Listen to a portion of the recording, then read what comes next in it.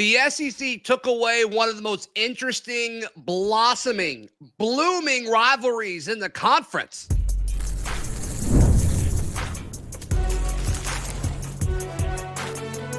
You are Locked On College Crossover, part of the Locked On Podcast Network.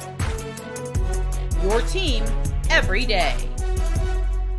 Yes, welcome on into this special crossover edition of Locked On Auburn and Locked On Ole Miss. I'm Zach Blackerby of Locked On Auburn. He is Stephen Willis, host of Locked On Ole Miss, and we'll talk about the college football playoff and college football as a whole and the conference and all that later in the show. But just when the Auburn and Ole Miss rivalry was getting good, I mean, we've played for years, Stephen, and just when it got really interesting, the SEC said, nope, not anymore. Nobody in the state of Mississippi is going to play anybody in the state of Alabama. Done with that. And I just think the timing is super unfortunate. Yeah, it makes no sense whatsoever. None. One of the funniest things at media days was Lane Kiffin looking at Hugh Freeze and kind of treating him the way he used to treat Jimbo Fisher. And that the fact that there is no football game going on means that fan bases on the Auburn side and the Ole Miss side, they don't get the benefit of what could be a lot of fun. Now, Lane Kiffin took on Auburn early on in his career. In that last game on the Plains, it was fun. But that was before Hugh Freeze started trying to poach every single coach from the Ole Miss staff. That was before he became a real force in the state of Mississippi recruiting, and all of the things that would make a rivalry fun. Now there's no football game to back it up, and that honestly that takes me off a little bit. Yeah, I wonder if that's part of it. I wonder if it's, we're not playing them so I can publicly poke them a little bit. I don't know if Lane Kiffin really strikes me as the kind of person who would care about that one way or the other, but maybe that's part of it. I mean, I'm assuming, obviously Lane Kiffin was tied to the Auburn job. Now, whatever story you want to believe, that's fine, whatever. One of them has to be true, by logic. I think there has to be some sort of interest by both sides for it to get to the point we were at, who turned down who or whatever. I'm not sure. But as far as everything since then, even the Towns Magoo thing where, okay, Lane Kiffin's tweeting out that, he's getting the Auburn high school kicker, and then, Hugh Freeze apparently, dropped a bag to make sure he stayed home and all of that. There's just so many little storylines like that, Stephen, between these two schools, and we're not playing each other on the football field. It's a total bummer. Yeah, it was the Jake Thornton stuff first, and then it went to the Derek Nix stuff. And once Derek Nix happened, I think there was a line crossed, because I genuinely think that Lane and Hugh, they may act like friends. I think there's a little bit of personal animosity. There's just kind of like Hugh Freeze and Gus Malzahn being friends. You just don't quite believe it. It's interesting to see how it goes, but the Derek Nix thing was kind of the last straw. And that meant that Auburn was going to be more involved in the state of Mississippi because Derek Nix is a very good recruiter inside the state. That's why you have him on your staff. Yeah. That is why he is at Auburn right now. And all of the stuff with Lane Kiffin and the constant returning to Ole Miss ties that Hugh Freeze did over the last couple of years, I think it's worn a little bit thin. Do you think any of it has to do with Hugh Freeze used to be at Ole Miss, or do you think that's just another small note in this dynamic? I don't think so, because before Hugh Freeze, Jimbo Fisher was the whipping boy. Every single year, SEC media days, Lane Kiffin would take a shot at Jimbo Fisher, whether he's buying $21 million recruiting classes or something like that. And Ole Miss was playing A&M every year. So that's the reason I think that if Ole Miss and Auburn were playing, they would still be doing it a little bit. I think this has to do with Hugh Freeze constantly returning to his Ole Miss circle to try and find coaches and assistants and off the field analysts. The rumor is that Auburn even went after Walker Jones for the collective. So there's a lot of give and take between Ole Miss and Auburn right now that would probably tick Lane Kiffin off. And honestly, if we're going to be real about it, yes, Jake Thornton went to Auburn. Yes, Derek Nix went to Auburn. But the large majority have not gone over there. Ole Miss has been able to retain them. And a lot of that has to do with this personal mission. It's like, hey, we need to be watching what they're doing over on the plains a little bit because they're always looking for Ole Miss as a part of their staff. Well, yeah, I mean, and other schools are going after Ole Miss. Yeah, y'all just lost some people to LSU, if I remember correctly. Like, yeah, they're doing it now. So Brian Kelly's going to become the whipping boy. I mean, that's part of it. I mean, look, and I don't think you'll disagree with me, but like what they've done at Ole Miss over the last few years, historically, like they're overachieving, and now they're in a situation. I mean, I watch your show a ton. Like the shows you've done for the last 20 months or so. I mean, you're talking about the playoff, and it's Ole Miss, and like there's a lot of things stacked against you at Ole Miss, and that's just part of it. And a lot of schools have certain obstacles that they've got to overcome, and Lane Kiffin's done a great job of doing that at Ole Miss. And so when you do that, you do lose guys for sure. Now, some of it I think has to do with Hugh Freeze and relationships, and he's got relationships with these guys too, and also has the ability to offer some of these guys a better situation, maybe better pay. And then that's obviously what LSU was able to do with some of these recent guys that they've been able to get from Ole Miss. But that's always part of it. Like when you're successful, you lose pieces. So because they can get jobs at other places that might be better. That's just part of it. I don't think all of it's personal like we want to make it out to be, but it still all goes back to this main thing of it stinks that Auburn and Ole Miss aren't playing football right now. Well, yeah, honestly, and Auburn would not even be looking at Ole Miss unless Ole Miss was having success. And 3 10-win seasons over the last 4 years. Yeah, 100%. That has gotten the attention of absolutely everybody. But you're right. Ole Miss and Auburn not playing football games every year. Listen, when I was a young boy, way back in the Stone Ages, Ole Miss and Auburn didn't play every year. Yeah. They didn't. It wasn't until like 1992 when they first went to divisions that Ole Miss and Auburn became an every year thing. And over the course of time, it went from a barely played rivalry to something that every year to where animosity has been built up. Coaches go back and forth. The Tuberville thing happened way back in the day. Sure. And there was animosity built up on the Ole Miss side towards Auburn because of that. And recently, there's animosity going the other way because of the success is going on, and there's no football game to play. We can't settle it. There's no emotional outlet. We just got to let it stew and simmer for a little bit before we move on to like talking about, what actually is going to happen instead of these guys not, our teams not playing each other. What do you think was the craziest Auburn Ole Miss game? Is there one that stands out to you just quickly? There was the game in 2021 or 2020. I forget which one. Malzahn was at Auburn. It was the game where the Auburn player touched the ball and it was a touchdown, and Ole Miss ended up losing that game. That was pretty wild because an official just completely took over that game. I think if you go back to like 1992 or 93, I mean, this is way back when. There was like a 14-10 game that included a 95-yard interception return by an Ole Miss linebacker for Ole Miss to win that game. That was a pretty weird game. And there was the Tuberville game when he first got to Auburn where Ole Miss was just not going to lose that game. It doesn't matter. Ole Miss was going to win that game because of the way it went down. Those are probably 3 that stand out to me. There's the Ben Obamanu dropped pass in 2003. That's right. Yeah.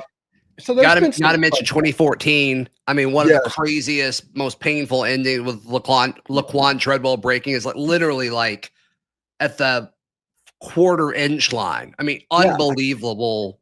And then what happened with the local paper and their headline, like finding a way after that to kind of add to that story. Yeah, it's interesting. That was a crazy game. It was nuts. And by the way, Nick Marshall was criminally underrated as a quarterback for Auburn. Sure. Well, agreed for sure. All right. Biggest game this season, and hey, how they might impact the entire SEC and Auburn and Ole Miss. That's next right here on Locked on Auburn and Locked on Ole Miss. Today's show brought to you by our friends at Game Time. Stephen Willis, can you imagine buying a ticket, whether it's to a concert or to a sporting event, anywhere other than with our friends at Game Time? I couldn't. I could not. I actually used one of the other services to go see Ole Miss in Alabama in 2014 and got absolutely gouged. I wish Game Time was around for that game because it would have made all the difference in the world. Yeah, you would have saved some money. You would have known exactly what the view from your seat looked like. And if you're not a planner or if you get a wild hair, you can save up to 60% off your tickets up to 30 minutes before first pitch or the start of the concert, whatever the event may be. So download the free Game Time app. Use code LOCKEDONCollege to get $20 off your first purchase. Once again, Locked On College, all one word, no spaces. Locked On College for $20 off your first purchase in the free Game Time app. Last minute tickets, lowest prices guaranteed. It's a crossover edition of Locked On Auburn and Locked On Ole Miss. Zach Blackerby, Stephen Willis. I think the most important game on Auburn's schedule is the opener against Baylor, just because I think it sets the tone. I think if Auburn loses that one, I think there's going to be a lot of panic throughout the Plains. And depending on how the game unfolds, it'll probably be warranted. But I would say that's the most important one. Also, just because, like, for Ole Miss folks and SEC fans, like, you may be laughing at Auburn, which if they were to lose at Baylor, which is totally fine. But I think the messaging from the Big 12 you would hear would be very annoying. So I think y'all should pull for us too. Yeah, I think the first weekend as a whole has a chance to go very badly for the SEC. It could. Baylor and Auburn that Friday night, that stadium is going to be an absolute cauldron. They want that game more than anything else. That is going to be a war. And if you think otherwise, you're absolutely crazy. Yeah. But Texas at Ohio State, nobody'd be surprised if Ohio State won that game. Clemson hosting LSU. Crazy. LSU hasn't won an opener in 5 years. They can absolutely lose that game. This first weekend, the messaging after that, you're right. It will be absolutely annoying. And I am actually very happy that Ole Miss has Georgia State that weekend. It'd be so satisfying for a conference for Auburn to beat Baylor, Texas to beat Ohio State, and for LSU to beat Clemson. I mean, can you imagine just the silence? The silence across the board, except for everything happening in the best conference of college football, the SEC. I mean, that would be so fun from a conference point of view. Yeah, but I have a very bad feeling about that first week because of those games. I think Auburn has the personnel to where they can go win that game at Baylor. I do think they're better Auburn in the trenches for sure. I like Sawyer Robertson a ton, Baylor's quarterback, but I think in the matchups that impact the passing game the most, I think Auburn's better. I think Auburn has the better matchup on both sides of the trenches and both sides of the wide receiver corner matchup. And typically that gets you a good chance to win. So I agree with you. I think the personnel does point towards Auburn. Now, I would be scared to death going against a Dave Aranda defense. It's Friday night. Most of these kids, I'm assuming all of them have it. Maybe there's a transfer who I need to look into that. If there's a transfer who's played at Baylor, but there's going to be so much newness that you only can do so much to prepare for. That game has weird written all over it. I mean, we talked about some of the weird ones for Auburn and Ole Miss. Auburn LSU always has weird games. Auburn at Baylor on a Friday night has weird written all over it. So we'll see. Ole Miss's most important game. I'm really interested to see what you're going to say here. LSU. It's absolutely LSU. Makes sense. It's a game that has been won on the last play of the game the last 2 years. Wow. Cool. It was a game that Ole Miss won in Oxford on the last play. Jaden Daniels did not complete a touchdown pass, and then the last play was a touchdown pass that they got in Tiger Stadium in overtime. It's been a phenomenal game over the last couple of years. And honestly, if we're going to be real about it, LSU is the one offense that Pete Golding hasn't figured out under Brian Kelly. It's one of those things that he just has trouble going back to the Jaden Daniels. Even a year ago against Garrett Nussmeier, there were problems with the defense, as good as that defense was. But I think if, once again, we're having those playoff discussions for Ole Miss, and I think Ole Miss needs to be 6-0 going to Athens, Georgia, and that requires Ole Miss to beat LSU. That'd be a huge situation for Ole Miss, and one where I don't think that Georgia loss would hurt you too much if you were able to get one against LSU. LSU getting a lot of chatter of folks saying 10-2 or 11-1. There's some folks in the national media who I really respect that say LSU has a chance to compete for a national title this year. I'm really high on Garrett Nussmeier. I have questions about Brian Kelly's ability to win when it matters most. But I do think like LSU has been able to win it all under multiple head coaches. I just think they have the culture and infrastructure to succeed and resources to succeed regardless of who's there. So how much of that is Brian Kelly and how much of it is the LSU, establishment? I'm not sure. But Garrett Nussmeier is really, really good. I think their defense will be better. I think Ole Miss and LSU are kind of built similarly to some extent. Really talented quarterbacks. Nussmeier is more proven, I think. Questions about the defense, but I think both are going to be better than a lot of people think. But yeah, I think they're kind of similar teams. Yeah. If you look at computer analytics, one's 9, one's 10, one's 13, one's 14. They're right side by side. The line right now is Ole Miss is favored by a point and a half on It's in Oxford, Stephen. It's in Oxford. So it's a coin flip type of game. It's a true toss-up. We always like to joke about going into the season toss-ups. That game is a true toss-up. And, Ole Miss gets Washington State after it. They have Tulane before it. But they have to be 6-0 going to Athens, Georgia, because after what happened to Georgia when they went to Oxford last year, I have a feeling the Bulldogs are going to be ready to play. Yeah.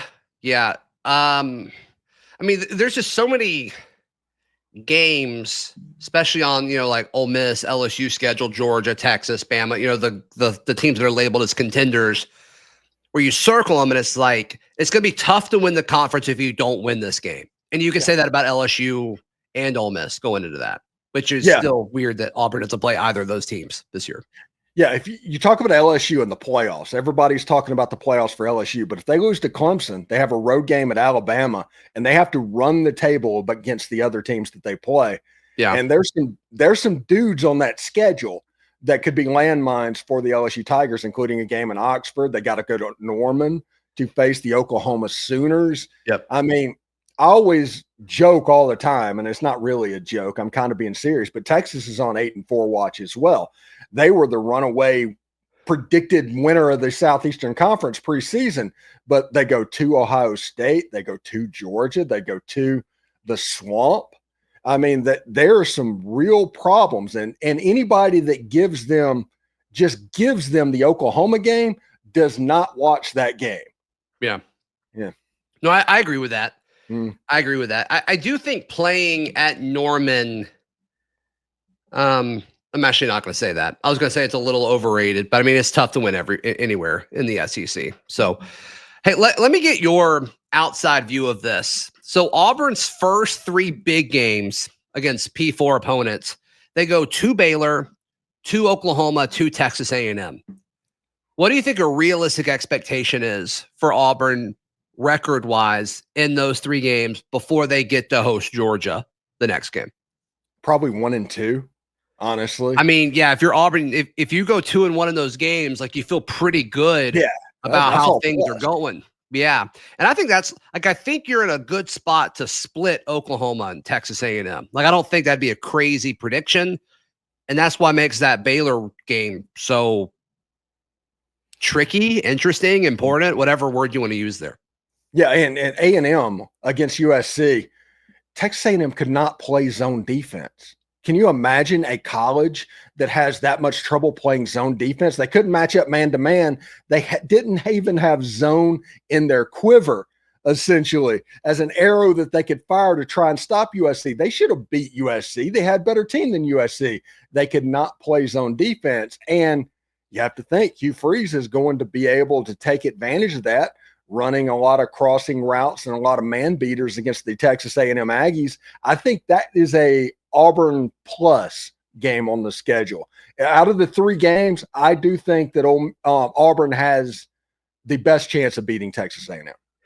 Yeah, the way it falls on both teams' schedule, it gives A&M. I forgot who A&M plays the week before, but Auburn goes to Norman the week before, and then Texas A&M. They may even have a bye going into that, actually. And so I didn't love how it was positioned on A&M's schedule, but in a vacuum, I like the matchup as well. So we'll see what happens. That stadium gets loud, though. I will give Kyle Field that. For sure. No question. There. Yeah. No question. Most stadiums get loud in the conference, but yeah, no doubt. No doubt. Except for Vandy.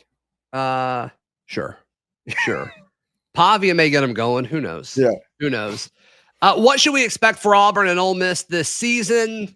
Next, right here on this crossover edition of Locked On Auburn and Locked On Ole Miss. Thank you so much for making our shows your first listen every single day. For your second listen, go check out the other person's show if you want. Or Locked On SEC with Chris Gordy. You've got Locked On College Basketball down there, Steven. Those guys do an outstanding job as well. The Portal with Brian Smith. We both have Brian on our show a ton. Respect his knowledge for sure. I'll let you lead this segment off. What should people expect for Ole Miss this season in regards to their positioning in the SEC? Well, everybody's going to focus on Jackson Dart leaving and all of that stuff. And it makes sense because that's the way that college football was followed for 50 years before the transfer portal. Ole Miss, though, plays 9 games in the state of Mississippi this season. One of their road games is at Kentucky, which we all know what happened a year ago. But then there's at Oklahoma and at Georgia. That's the problem spots on the schedule for Ole Miss back-to-back weeks. They have home games against Carolina, Florida, and LSU. Lane Kiffin at home over the last 3 years, lost 3 home games or something like that. If everything just goes chalk, that says 11-1 because Ole Miss is going to be favored against every team they play except for the Georgia Bulldogs. But I do think that one of those games, I think that Oklahoma game is the landmine game on the schedule. It's the week after the Georgia Bulldogs game. I think 10-2 in the playoff is actually on the table for Ole Miss this year, even though they didn't make it a year ago. So let me just ask the question. If they go 9-3, they went 9-3 last year, correct? Mm. Yeah. If they go 9-3 again and they just miss the playoff, what's the narrative around Ole Miss? Well, it depends on if they win the ReliaQuest Bowl or the Citrus Bowl and get that 10th win, because double-digit wins still is an important thing at Ole Miss. It just is. At what point does it turn into, you can win 10 games, but if you don't make the playoff, it doesn't matter? When do we get to that point? Next year. Okay. Next year's team, if Austin Simmons and everybody comes back, the 2026 team is going to be built really similar to the 2024 team. Got it. So not only are they supposed to make a playoff that year, they're supposed to make a run.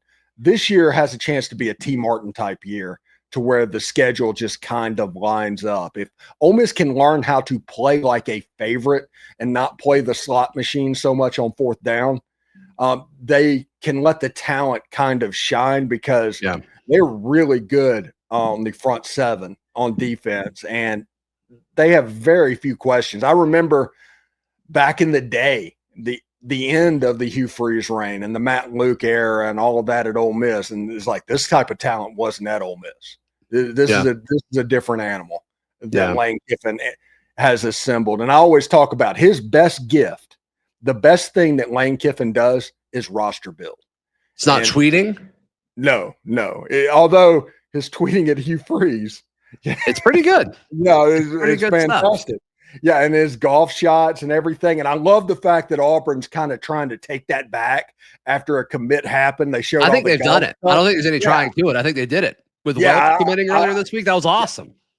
Yeah, I love all of the tweets against Hugh playing golf, and that I love the Auburn tweets coming back of Hugh playing golf after they get a commit. All of that is funny stuff, and I think Ole Miss is going to be pretty good. I genuinely think that, and I think they're going to be very good on the front seven on defense, honestly. Yeah, as for the Auburn side of this conversation, I keep going back and forth between 7-5 or 8-4, depending on the mood I'm in when this is brought up. I find myself going to 8-4 more consistently, especially later in the offseason. And I mean, I think a lot of it comes down to how you do against Baylor. Auburn has to survive its first 6 games of the schedule. You go to Baylor, you go to A&M, you go to Oklahoma, not in that order. I don't know why I changed the order up. You host Georgia. After that, you have a stretch of hosting Missouri, hosting Kentucky, going to Vandy, and going to Arkansas, and then you host Mercer before the Iron Bowl. I think Auburn will be favored in all 5 of those games, depending on what Missouri does. I'm just not high on Missouri this year, but I haven't been high on Missouri for the last 3 years, and Drinkwitz keeps proving me wrong, so maybe that's on me. All they do is win. They keep finding ways to do it. Yeah, hats off to them. But if if Auburn can get through that Georgia game with only 2 losses, I think they'd be in a prime spot to win 8 or 9 games. That's just a big if. Like you said, your gut reaction was 1-2 in those first 3 road games. If they go 1-2, it's probably 7-5 or worse.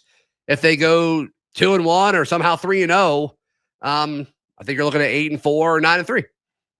Yeah, and it's absolutely possible with the way the schedule lines up, and as long as they can stay healthy, because there's certain things that always that caveat when it comes to college sports. I'm really interesting. I'm not a huge fan of Texas.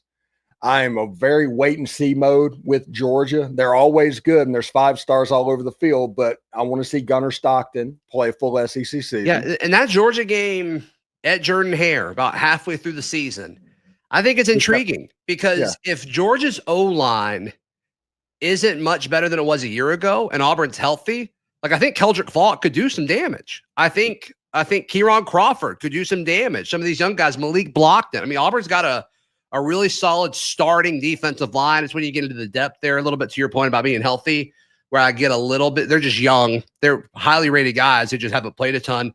But if Georgia's O-line isn't better than a year ago, maybe that's a mismatch worth watching in the Deep South's oldest rivalry.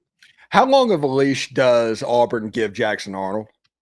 Especially with somebody on their true assessment of Ashton Daniels and Deuce Knight. Okay. I mean, Ashton's a guy who wasn't bad at Stanford. I just don't think he really had a whole lot around him. I think he's a solid quarterback. I think Ashton Daniels, you can make the argument, is better than any quarterback Auburn had on the roster last year. And so I think the reason Peyton Thorne's leash was as long as it was is because Hugh pulled him, put Hank in, and then he turned it over a ton. I love Hank. I had him on my show a bunch, but it's that makes sense. That makes total sense why he kept Peyton in those games. So I think he said, we're not putting ourselves in that situation again. They went out and got a guy who started a lot of college football from Stanford, ACC powerhouse Stanford, if you will. And then obviously, Ole Miss folks are aware of Deuce Knight. Very, very talented guy from Mississippi. Yeah, Ole Miss folks are watching the Auburn games, and they're hoping for a 2-4 start and things to kind of implode, because if that happens, Hugh gets gone. All of a sudden, Deuce Knight becomes potentially available. Yeah, if Austin Simmons were to leave, maybe so. I mean, with the transfer portal era, it's just you never know. Yeah, you never know. Never can tell. Should be a lot of fun though, especially that week 1, even week 0. It'll be fun. And just waiting for those games. We're so close. We're under 40 days. Yeah. We're under 40 days. It's fantastic. Yeah. Yeah. I hate that I can't troll Auburn fans because I can't do crossovers with you. We found a way. We found an excuse. Yeah. We played twice in basketball this year too. We'll find a way. We'll figure it out. We will do crossovers for basketball. Absolutely. My favorite thing is people thinking you and I hate each other. And I'm like, we literally talk 6 days out of the week. Yeah.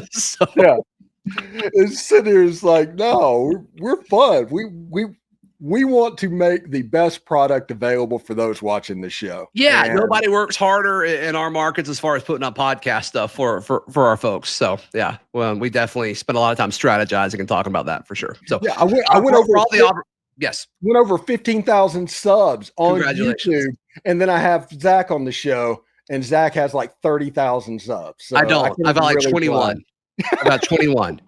My goal is 22 by the start of the season. We're 900 or 90 away or something like that. So we'll see. We'll see what happens. Yeah. For all the Auburn folks watching, I know they've already found your show, but for the other ones, how can they check out everything you've got going on? You can check me out at Locked On Ole Miss on YouTube. Give us a subscribe, a comment, a share, a like. All of that stuff helps the show and helps keep the podcast free. I love to troll fans of opposing teams. I love to make Ole Miss fans very happy, because the one thing that's most important is our show is there for you to have fun, and we want to make sure that happens. Yep. And for all the Ole Miss folks watching, you can find Locked On Auburn wherever you find Locked On Ole Miss. We're there. So, hey, please like the video. Please subscribe to our channels. We'll see you next time. This has been a crossover edition of Locked On Auburn and Locked On Ole Miss, part of the Locked On Podcast Network.